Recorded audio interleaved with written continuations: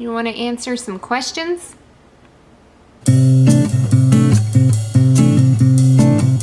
Hello, it's Jasmine, and today I wanted to answer a bunch of questions that I have gotten since posting my how to make raw cat food video. If you haven't seen that video, I will link it in the description below and also put one of those little pop-up things up here, perhaps. I actually have a list of questions right here that I will be looking at and answering as quickly as possible to keep this video pretty brief. But since I got so many, I figured the easiest thing to do would be to respond this way because it seems like there's a lot of interest in raw food for your cat. The first question I'm going to answer, because it seemed to be pretty prevalent, was how often I feed him. I feed my cat twice a day, breakfast and dinner, within the same couple of hours in the morning and at night, usually about 10 to 12 hours apart.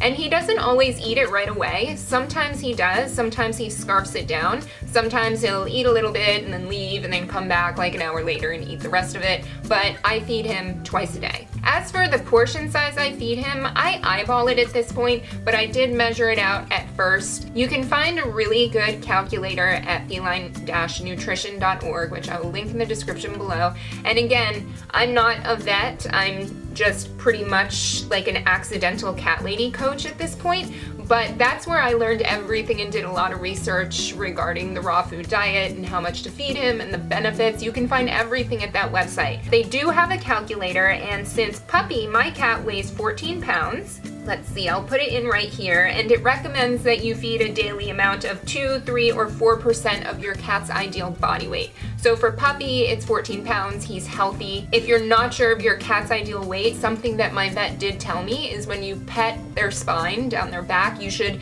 be able to somewhat see and feel their spine. And if you don't, or it's barely there, that means that they have to lose a little weight.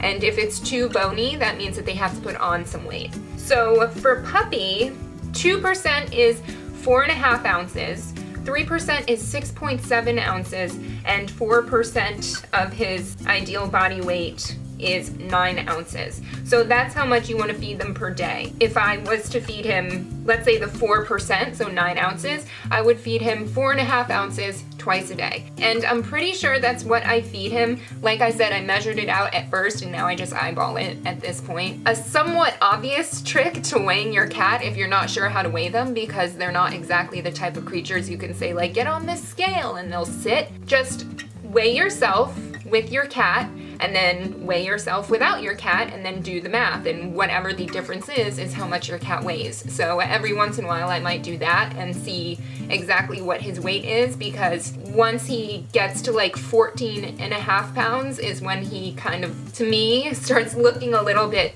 chunky, but usually he stays around 14 pounds and he's good to go. Another question that I got quite a bit was regarding the dosages and the supplements and everything that goes into the food. The amounts and everything that I share in the recipe are not according to weight only, but according to the dosage. So for example, if the recipe calls for 4,000 milligrams of salmon oil and you get 1,000 milligram capsules that you have to squeeze out like I do, then you would put in 4 capsules. But if, for example, you were to get the liquid in the bottle and they tell you 1 teaspoon is 1,000 milligrams, you'd put in 4 teaspoons. So basically, whatever amount you get dosage-wise is what you'll have to calculate to put in the recipe. Another cool tool on that website, FELINE-nutrition.org, is they actually have a nutrition recipe calculator according to the amount of chicken that you use, chicken thighs, which is what I use. You can use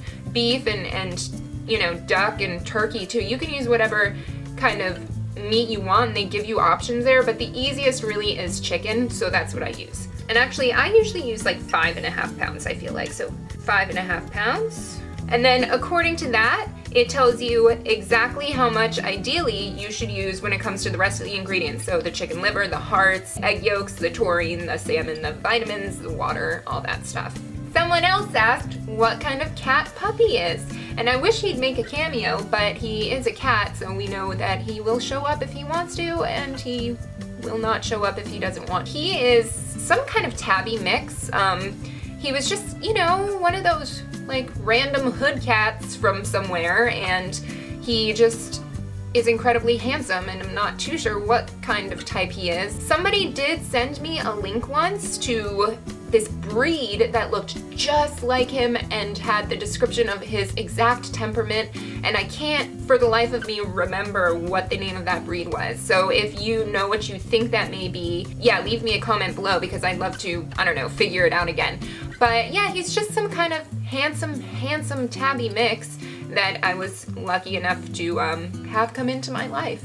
Another question is if kittens can start having a raw food diet such as the one in the video. Kittens don't eat any differently than adult cats. And again, I'm not a vet, but I'm a independent research junkie, so you know, take heed. Once kittens stop nursing, they pretty much eat normal food like regular adult cats. The only difference really is the portions. I believe they need a little bit more food just because they're still growing and everything. And it's actually, from what I hear, easier for kittens to transition or to just not even transition, but to start eating the raw food diet. So it's even better if you start them off right away with this kind of diet. Just like with humans, I guess the older you get, the harder it is to change your ways or change what you're used to in terms of anything, but diet and nutrition especially.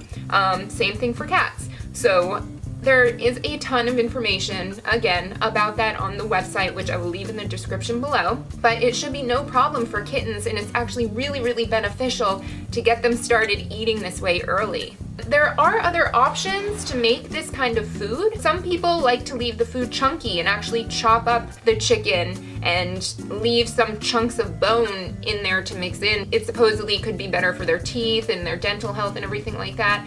I just found that my cat, he does not like chunks of stuff in his food, and so I just grind it all up and give it to him for the most part. Plus that, man, I feel like I already spent so much time putting it together, you know. I just don't have time to be super gourmet about it.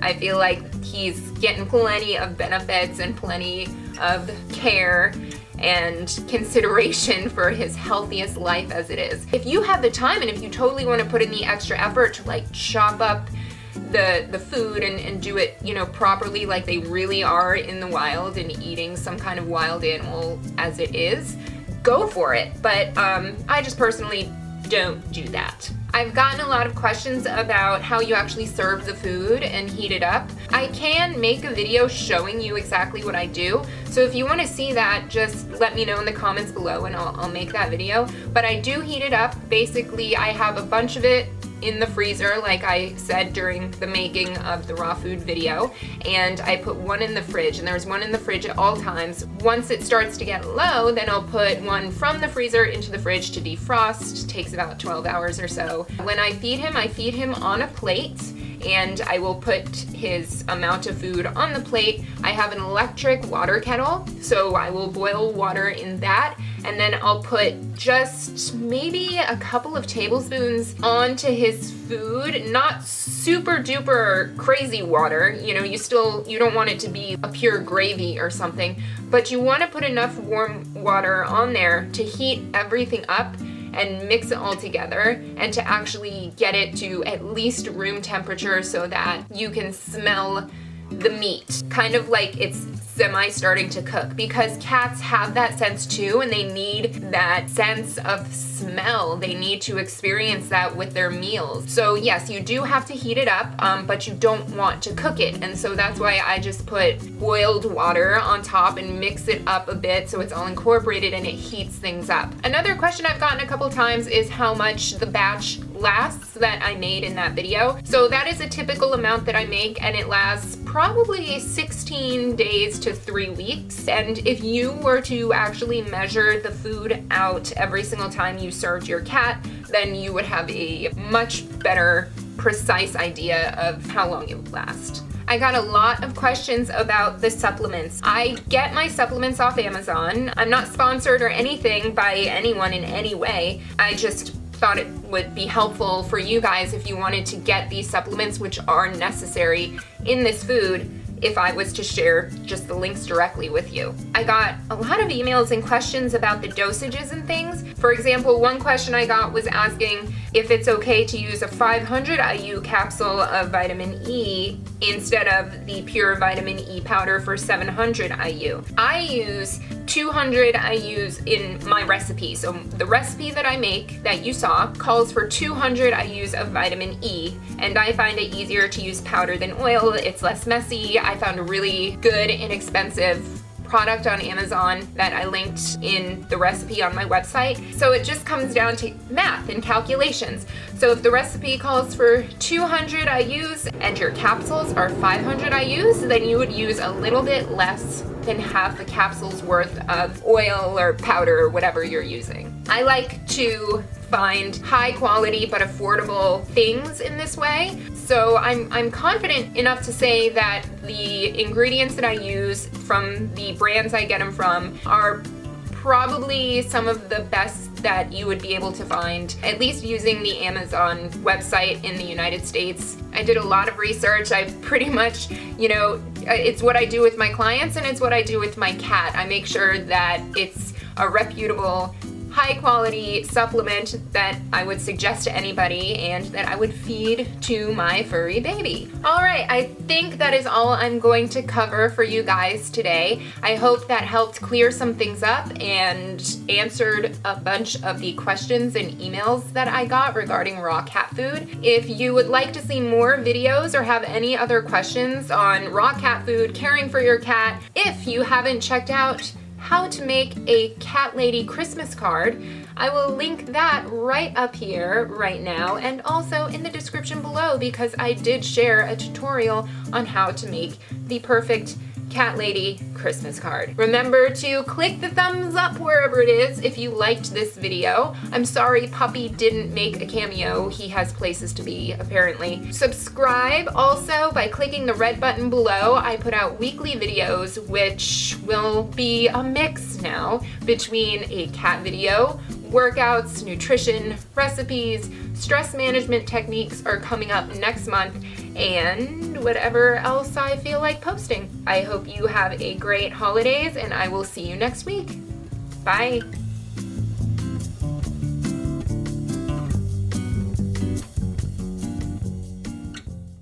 Ooh, real quick, grocery store tour guide, holistic fitness starter guide. This is full of a ton of things. It's great for kids. I think it's great for people going off to college. Of course, the holistic fitness starter guide, which is a breakdown of my approach when it comes to feeling your best, feeling your healthiest. It's on Amazon. I'll leave a link in the description below. Okay, that's it.